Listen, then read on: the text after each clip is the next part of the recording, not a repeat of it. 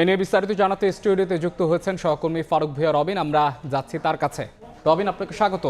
রবিন, আসলে আমরা যেটি জানি যে লোডশেডিং এর অবস্থা কিন্তু আসলে সারা দেশে দিনকে দিন খারাপের দিকেই যাচ্ছে। ঢাকার অবস্থা কিছুটা স্বাভাবিক থাকলেও সারা দেশের চিত্র কিন্তু আসলে ভয়াবহ। যদি আমি বলি আসলে কেন এই অবস্থা, যেখানে আমরা বিদ্যুৎ সক্ষমতা নিয়ে অনেক সময় নিজেদের বড়াই করে থাকি, তাও কেন এত সংকট? রবিন, কি তথ্য রয়েছে এই বিষয়ে আপনার কাছে? আপনি ঠিক বলেছেন ধ্রুব, যে বিদ্যুৎ সক্ষমতা নিয়ে আসলে নানা ধরনের কথাবার্তাগুলো বলা হয়েছে, কিন্তু একটি তথ্য আপনাকে দেই যে বর্তমানে যে বিদ্যুৎ সক্ষমতা সেটি কিন্তু 28,000 মেগাওয়াটের বেশি। কিন্তু বর্তমানে যে চাহিদা, গত কদিন যাবৎ যে মানে বিদ্যুতের যে দৈনিক দিনের বিভিন্ন সময় যে চাহিদা, সেটি কিন্তু 15 থেকে 18,000 মেগাওয়াটের মধ্যেই ঘুরপাক খাচ্ছে। তো এই যে অর্থাৎ দেখা যাচ্ছে আমাদের যে সক্ষমতা রয়েছে তার তুলনায় মানে মানে বর্তমানে যে চাহিদা রয়েছে তার তুলনায় কিন্তু যথেষ্ট পরিমাণ যে সক্ষমতা রয়েছে। তারপরেও এই যে লোডশেডিং হচ্ছে, আমরা যেটি দেখতে পাচ্ছি, যদি গতকালকে 24 ঘন্টার খবর যদি দেই, তাহলে সেখানে দৈনিক সর্বোচ্চ যে লোডশেডিং সেটি হয়েছে 3,757 মেগাওয়াট।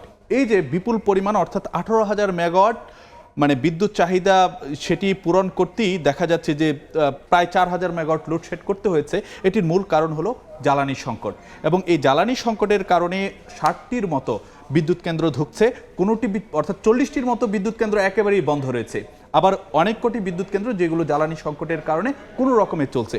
তো এই যে একটি পরিস্থিতি, অর্থাৎ পর্যাপ্ত যে জ্বালানির অভাবেই আমাদের যে বিদ্যুৎ চাহিদা সেটি আসলে যে পূরণ করা সম্ভব হচ্ছে না। এবং জ্বালানি সংকট নিয়ে রবিন একটু যদি আমাদের বিস্তারিত বলেন যে জ্বালানি সংকট উত্তরণে কোনো ব্যবস্থা কি না হচ্ছে কি না। আসলে জ্বালানি সংকটের কথা যদি বলি, যে এখানে যে 15 থেকে 18,000 মেগাওয়াট আমার যেখানে চাহিদা রয়েছে, সেখানে আমরা বর্তমানে উৎপাদন করা যাচ্ছে 12 থেকে 15,000 মেগাওয়াটের মতো আর কি, যে উৎপাদন করা সম্ভব।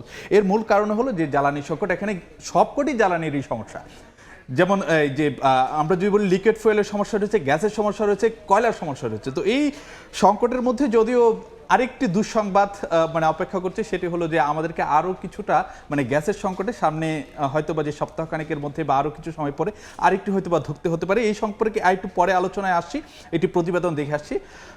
পূর্ণ সক্ষমতায় ফেরাতে 72 ঘন্টার জন্য বন্ধ থাকবে ত্রুটিপূর্ণ এলএনজি টার্মিনাল। এতে সংকট আরও তীব্র হওয়ার ইঙ্গিত দিলেন বিদ্যুৎ ও জ্বালানি প্রতিমন্ত্রী। এ নিয়ে একটি প্রতিবেদন রয়েছে, দেখে তারপর আমরা ফিরছি আলোচনায়। তীব্র লোডশেডিং, ভুতুড়ে বিলের অভিযোগ, কখনো তেল সংকট, আবার কখনো গ্যাসের জন্য হাহাকার। এই চ্যালেঞ্জ আরও তীব্র হয়েছে মধ্যপ্রাচ্যের উত্তেজনায়।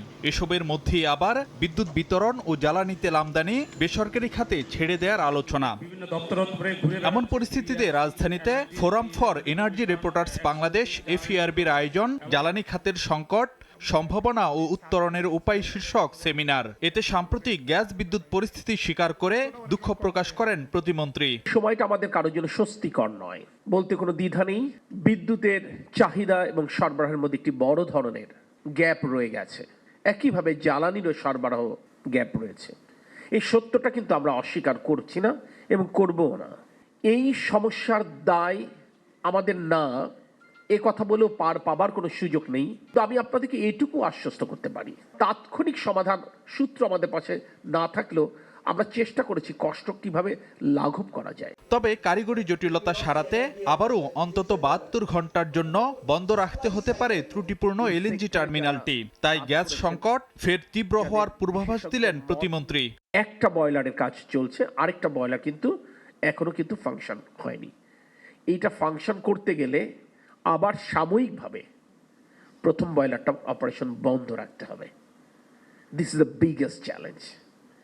সেই কারণে আমরা তাদের সাথে আলোচনা চালাচ্ছি, কোন সময়টা আমরা নির্ধারণ করতে পারি যে সময় মানুষের কষ্ট কম হবে।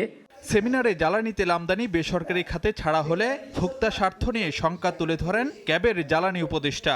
যখন কোনো সংকট তৈরি হয় তখন প্রাইভেট সেক্টর মুনাফা ম্যাক্সিমাইজ করে, তাহলে আমরা প্রাইভেট সেক্টরের হাতে নিরাপদ। যদিও মন্ত্রীর দাবি, জ্বালানি তেল আমদানি বেসরকারি খাতে ছাড়া হলেও বাড়তি সুবিধা পাবে না বিশেষ কোনো প্রতিষ্ঠান।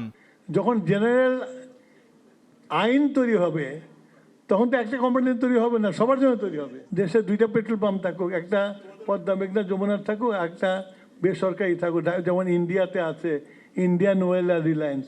আর যদি কারো লাইন দিয়ে সস্তায় আমাদের কাছে কিনতে না চায়, বেশি দাম দিয়ে প্রাইভেটটা কিনবে, তো অসুবিধাটা কি আছে? বঙ্গোপসাগরে তেল গ্যাস অনুসন্ধানের দরপত্রে মার্কিন কোম্পানিগুলোকে আগ্রহী করতে শিগগিরই যুক্তরাষ্ট্র সফর করবেন বলেও জানান জ্বালানি মন্ত্রী। দেখা করে তাদেরকে ইনভাইট করবো। ফারুক ভিয়া, রবিন, সময় সংবাদ, ঢাকা। ধ্রুব, যেমনটি আসলে রবিন আপনার প্রতিবেদনে দেখলাম যে 72 ঘন্টা বন্ধ থাকার একটা আভাস দিচ্ছে এলএনজি টার্মিনাল। এই 72 ঘন্টা মেরামতের জন্য যদি বন্ধ থাকে তাহলে এর প্রভাবটা আসলে কি পড়বে আমাদের? না, প্রতিবেদনে কিন্তু একটি বিষয় দেখছিলাম যে মানে সরকারের প্রতিমন্ত্রী তিনি যখন কথা বলছেন তিনি কিন্তু দুঃখ প্রকাশ করেছেন এবং তিনি বলেছেন এই যে মানুষ গ্যাস সংকট এবং যে বিদ্যুৎ সংকটে ভুগছে সেটি তারা অস্বীকার করতে পারেন না এবং যে তারা এর জন্য যে দায়মুক্ত সেটিও বলতে পারেন না। তো আপনি বলছিলেন যে অবস্থা কি দাঁড়াবে, তার আগে আমি যদি একটু গ্যাস সংকট সরবরাহ পরিস্থিতি সেটি যদি একটু জানাই যে বর্তমানে দৈনিক যে গ্যাসের চাহিদা সেটি হলো 4000 মিলিয়ন ঘনফুট। তো সেখানে এই যে মানে এর আগে তো গত কিছুদিন তীব্র গ্যাস সংকট ছিল, এই সংকটের তীব্রতা কিছুটা কমার পরে বর্তমানে যে অবস্থা দাঁড়াচ্ছে সেখানেও কিন্তু যে সরবরাহ করা যাচ্ছে 2340 মেগাওয়াট থেকে 2375 মিলিয়ন ঘনফুট।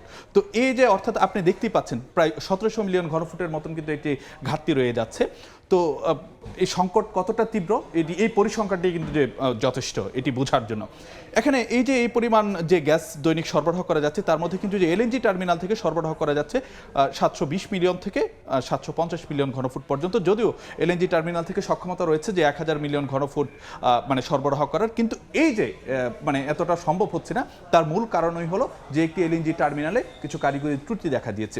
তো আপনি যে কথাটি বলছেন যে মানে সামনে অবস্থা কি দাঁড়াবে, তো সামনে এই যে এলএনজি টার্মিনাল, একটি এলএনজি টার্মিনাল ত্রুটিপূর্ণ রয়েছে, এর দুটি বয়লারে চলে, তার মধ্যে একটি বয়লার বর্তমানে সচল রয়েছে, আরেকটি বয়লার বন্ধ রয়েছে। এখন পূর্ণ সক্ষমতায় যদি ফেরাতে হয় অর্থাৎ দুটি বয়লারকে যদি মানে পুরোপুরি সচল করতে হয় তাহলে এই যে এলএনজি টার্মিনাল সেটিকে পুরোপুরি বন্ধ রাখতে হবে এবং পুরোপুরি বন্ধ রেখে তারপর কিছু কারিগরি যে বিষয়াশয়গুলো রয়েছে সেগুলো ঠিকঠাক করে তারপরে মানে এই এলএনজি টার্মিনালকে পুরোপুরি সচল করা যাবে।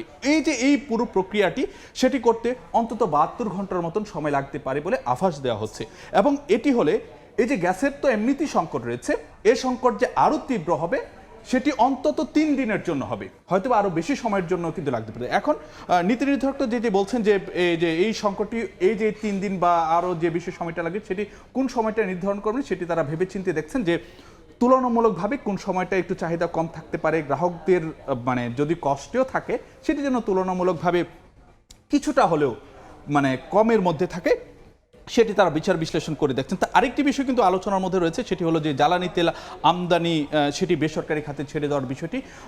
মানে যদিও নানান মহল থেকে একটু আলাপ আলোচনা চলছে যে এটি হয়তো বা যে বৃহৎ কোনো ব্যবসায়িক গোষ্ঠীকে সুবিধা দেওয়ার জন্য এটি করা হচ্ছে কিনা।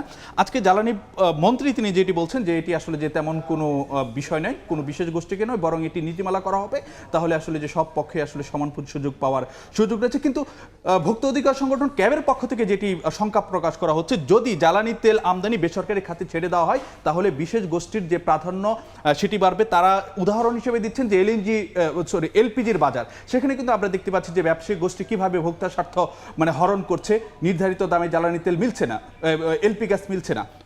তো সেটি আবার জ্বালানি তেলের ক্ষেত্রে হয় কিনা, ব্যবসায়িক গোষ্ঠী ভোক্তা স্বার্থ হরণ করে কিনা সে নিয়ে আসলে শঙ্কা প্রকাশ করা হচ্ছে। ধন্যবাদ রবিন, আপনাকে অসংখ্য ধন্যবাদ আমাদের সঙ্গে যুক্ত থাকার জন্য। আপনাকেও ধন্যবাদ ধ্রুব।